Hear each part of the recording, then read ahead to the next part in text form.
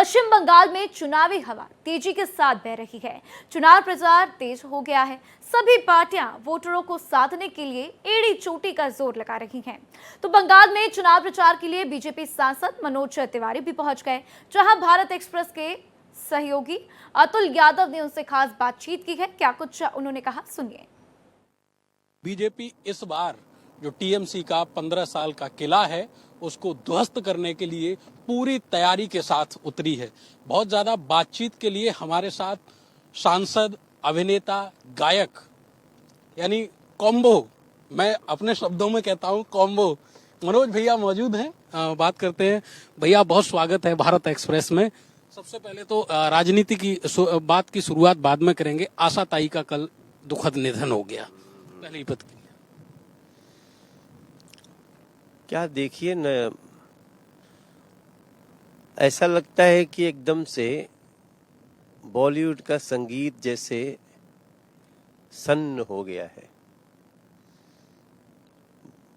70 साल से 1943 में पहली बार उन्होंने गीत गाया था। 1948 में हिंदी सिनेमा का गीत गाया था उन्होंने, जो मेरी जानकारी में है। और तब से लगातार आशा भोसले जी कभी भी नेपथ्य में नहीं गई। मैंने उनका एक इंटरव्यू देखा था कि ईश्वर हमें गाते गाते बुलाए, और गाते गाते गई है। एक युग का अंत हुआ है। आशा भोसले जी, आशा ताई कभी भुलाई नहीं जा सकती हैं। उनको ईश्वर अपने चरणों में स्थान दे। बहुत बड़ा गौरव बन गई हैं वो।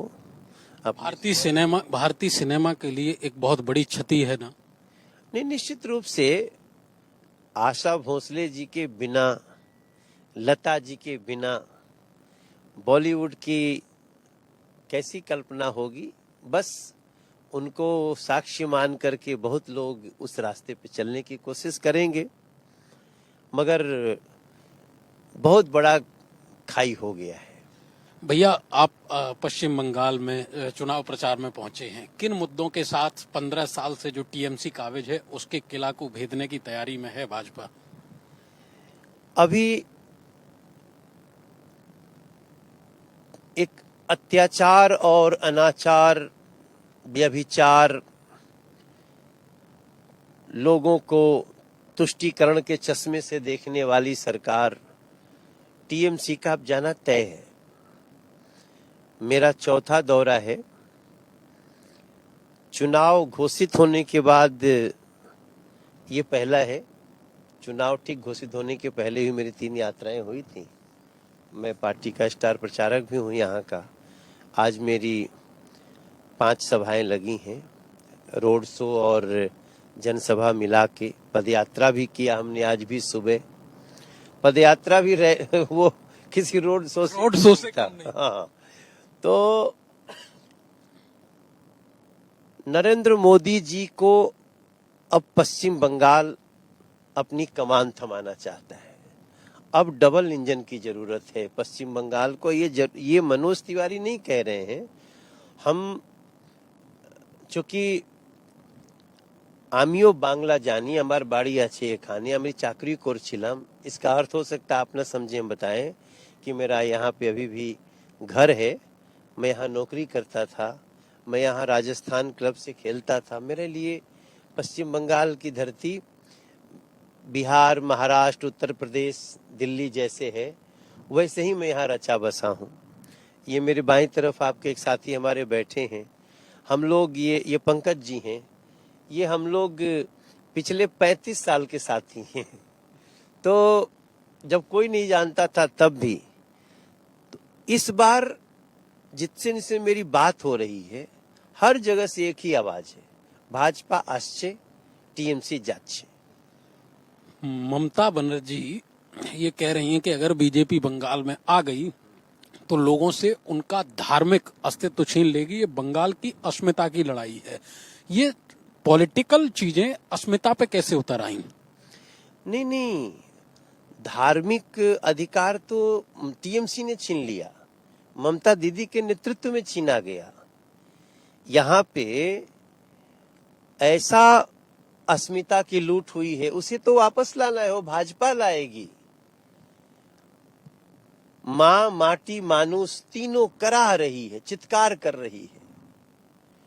और आप ये कहीं भी चले जाइए, लेकिन हाँ, जब पहले सीपीएम सीपीआई का वो जो दौर था, उससे परेशान होकर के लोग ममता दीदी को अपना आशा बनाए थे, लेकिन वो आशा ऐसी चकनाचूर हुई कि इतना अत्याचार तो और किसी ने नहीं किया जितना टीएमसी की सरकार ने किया। सरकार समर्थित अपराध हुए, बहन बेटियों पे अत्याचार हुए, व्यभिचार हुए। टीएमसी के कार्यकर्ता से गुंडागर्दी से सब कुछ चलाते रहे, अब उसका खात्मा होगा। आपने गुंडागर्दी की बात की, अब आते हैं सीधे कानून व्यवस्था पे। 2 दिन पहले जब मुख्यमंत्री, यूपी के मुख्यमंत्री योगी जी यहाँ आए, उन्होंने कहा कि बंगाली अस्मिता यहाँ बीजेपी ही बचा सकती है। उनका एक बयान मैं कोट कर रहा हूँ, उन्होंने कहा कि बंगाल को बांग्ला ही चलाएगा, कठमुल्लों की उर्दू नहीं चलेगी।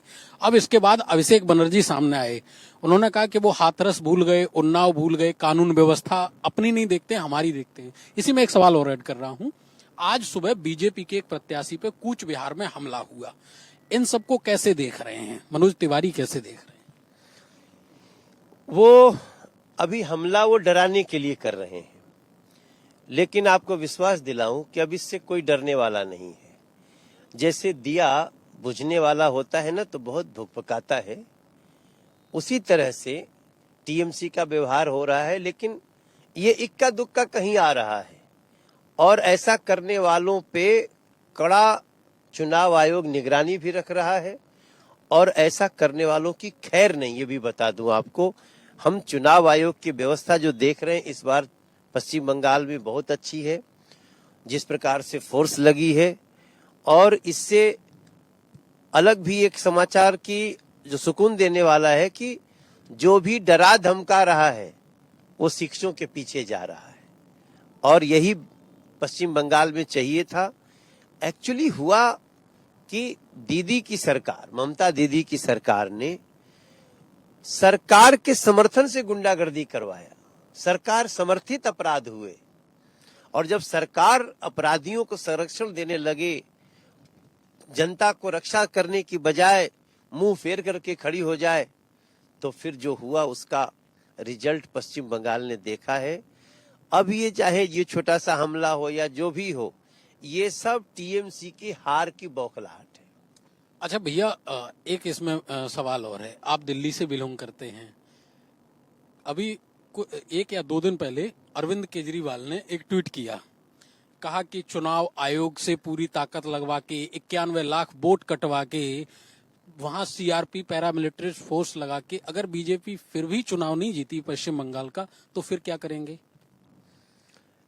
वोट किसका कट रहा है ये चुनाव आयोग की जिम्मेदारी है। ये सीधे तौर पे जो अरविंद केजरीवाल हैं, वो संवैधानिक संस्था है चुनाव आयोग, उसको तो घेर ही रहे हैं, लेकिन इशारों में बीजेपी के भी ऊपर निशाना साध रहे हैं। हाँ नहीं, वो साध रहे हैं, लेकिन लग नहीं रहा है ना।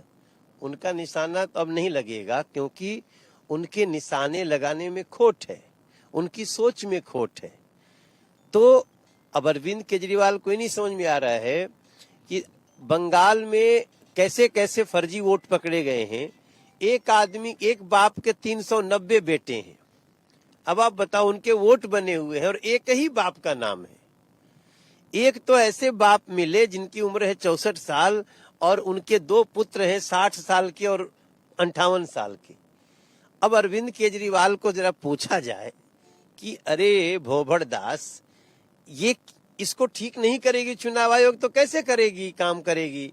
और जहां तक रही बात इसमें इलीगल घुसपैठिए की, जो कि बांग्लादेश से और रोहिंग्यास के रूप में आकर के यहाँ बस गया, उससे कागज मांगा जा रहा है, नहीं देगा तो चुनाव आयोग काटबे न करेगा। अरविंद केजरीवाल, आप कोशिश कर सकते हैं इलीगल घुसपैठिए वोट दें। इलीगल घुसपैठियों को देश में ना तो वोटर बनने का अधिकार है, ना तो वोट देने का अधिकार है। उनको तो संविधान के अनुसार यहाँ एसआईआर के तहत उनका नाम कटा है। इसका दर्द क्यों हो रहा है उनको, ये हमारी समझ के बाहर है। चलिए, बहुत शुक्रिया भैया। तो ये मनोज तिवारी जी थे, जिनका साफ तौर पे कहना है कि जो राज्य की टीएमसी सरकार है उसका किला अब ध्वस्त होने के कगार पे है। वो हार की हताशा में जो हमले हो रहे हैं उनको करवा रही हैं। राज्य में पूर्ण बहुमत के साथ सरकार आ रही है। भैया कुछ मैं जब आप समापन कर लें तो मैं एक बात हमारे मन जी जी प्लीज। कि हम तो माँ काली, माँ दक्षिणेश्वर काली, उनसे भी प्रार्थना कर रहे हैं कि আমি এসেছি তোমারো দরবার, দয়া করু মা, দয়া করু মা। আবার বিজেপির উপর করুণা বিচার, দয়া করু মা, দয়া করু মা। फिर से महिषासुर का लियो अवतार, दया करू माँ। माँ दया करेगी, माँ पश्चिम बंगाल को रक्षा करेगी। तो मनोज तिवारी जी का सीधे तौर पे कहना है कि इस बार टीएमसी का जो किला है, जो 15 सालों की किलेबंदी है, वो ध्वस्त होने के कगार पे है और राज्य में पूर्ण बहुमत की सरकार आ रही है। नतीजे 4 मई को आएंगे, उसके बाद साफ हो ही जाएगा कि किसके दावों में कितना दम है। सहयोगी धर्मेंद्र के साथ अतुल यादव, भारत एक्सप्रेस, कोलकाता।